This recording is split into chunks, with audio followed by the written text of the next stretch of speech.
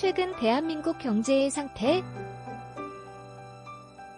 요즘 우리나라 경제 상황에 대한 전문가들의 분석을 요약하면 전문가들의 범위와 종류가 워낙 다양해서 누구의 분석이냐에 따라 다르지만 일단 한국은행의 입장도 이와 크게 다르지 않습니다. 이주열 한국은행 총재의 발언 1. 올해 성장률 2.2% 달성이 쉽지 않다. 2.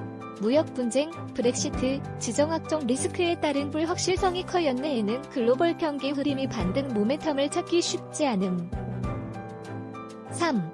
내년 경기에 영향을 주는 중요한 변수인 미중 무역 분쟁의 전개 양상과 반도체 경기가 어느 정도 회복할 것인지에 대한 불안감. 미국과 중국의 무역 전쟁이 끝나기 전까진 경제가 나아지기 힘들까요?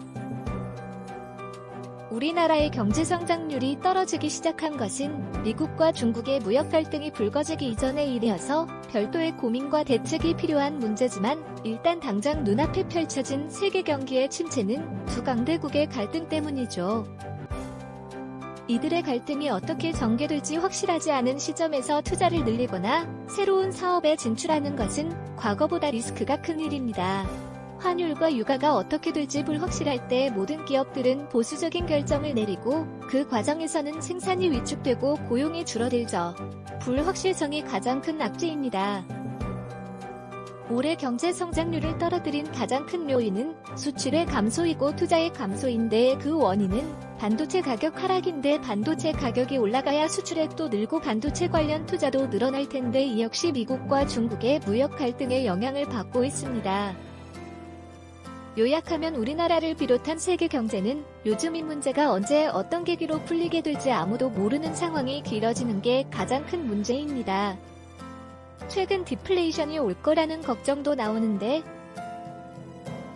최근에 신경 쓰이는 지표 가운데 하나는 기대 인플레이션율입니다. 지난 8월에 조사된 기대 인플레이션율이 1.7%로 신저점을 경신하면서 사람들의 마음속에 형성된 저물가가 디플레이션으로 이어질 가능성이 생겼습니다. 당장은 아니지만 미래의 언젠가 올해 가을을 뒤돌아보면서 그때가 디플레이션의 시발점이자 전조였다고 돌이켜보게 되는 일이 생기지 않을지에 대한 걱정입니다. 한국은행 총재는 이 문에 대해 무가하락이 장기화하고 가격이 내려가는 품목이 매우 늘어나 확산되어야 디플레이션으로 볼 수 있다고 원론적인 설명으로 답을 대신했습니다. 아직은 디플레이션이 아니라는 의미지만 아무도 이미 디플레이션이라고는 주장하지 않습니다. 어떻게 해야 경제 성장을 촉진할 수 있을까?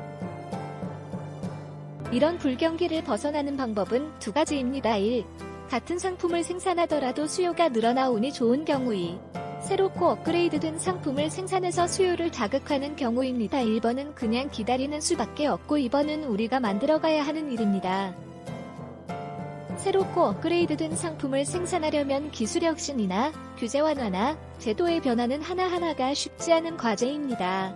규제나 제도의 변화 역시 특정 계층의 이익을 다른 계층으로 이전하는 과정을 수반하기 때문에 늘 정치적 갈등을 유발하죠. 노동 유연성 제고, 의료 보건 산업의 규제 완화 등이 그런 예입니다. 경제는 왜 꼭 성장해야 할까요? 경제 성장률이 0%라는 건 그 나라 전체가 1년 동안 번 소득이 작년과 똑같다는 말인데요. 인구는 계속해서 늘기 때문에 이럴 경우 문제가 생깁니다. 우리나라 인구는 요즘 30만 명 정도씩 매년 늘어납니다. 인구가 늘어났는데 버는 돈이 똑같으면 국민 개개인의 1인당 소득은 오히려 줄어들죠. 그래서 1인당 소득을 유지하려면 적어도 인구가 늘어나는 만큼은 경제도 성장해줘야 합니다. 그래서 경제 성장률은 높아야 되고 높을수록 좋습니다. 그래야 아주 잘나가는 기업과 개인들이 10발자국 전진할 때 돈 버는 능력이 떨어지는 서민들도 한두 발자국이라도 앞으로 나가죠. 그 나라에서 제일 가난한 사람이 작년보다 그래도 올해 살림살이가 좀 더 나아지려면 그 나라에서 잘나가는 사람들은 작년보다 돈벌이가 훨씬 잘 돼야 됩니다. 경제도 마찬가지입니다. 경제 성장률이 5% 하다가 1%가 돼도 부유한 사람들은 그냥저냥 별 차이 없이 살 수 있는데 가난한 사람들은 경제 성장률 1% 차이 때문에 정말 살기도 하고 죽기도 합니다. 경제 성장률을 높여야 되는 이유는 우리 국민들 중에 소득 하위권에 있는 분들이 좀 덜 고통스럽게 하기 위해서입니다.